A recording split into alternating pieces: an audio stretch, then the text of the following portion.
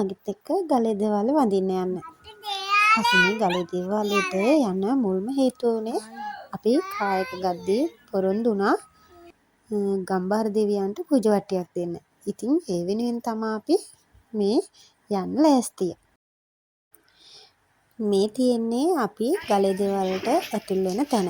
ඉතින් මෙතන තමයි ඔයාලට මල් පහන් පූජවට්ටි ඕන දෙයක් ගන්න මේ ටිකේ තමයි කඩවල තියෙන්නේ. අපි ඉතින් පූජවට්ටිය හදන්න කියලා අපි ගියා මල් පහන් පූජා කරලා එන්න.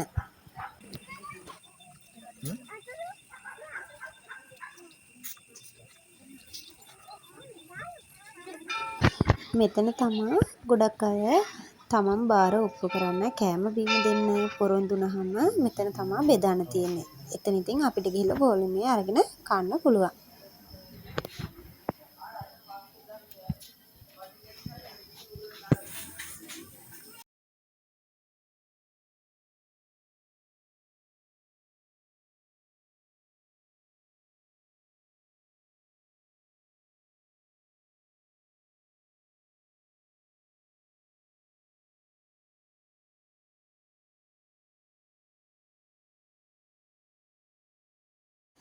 මල් පහන් පූජා කළා පූජවට්ටියත් අපි පූජා කරලා ඊට පස්සේ අපි ආවා ගෙදර.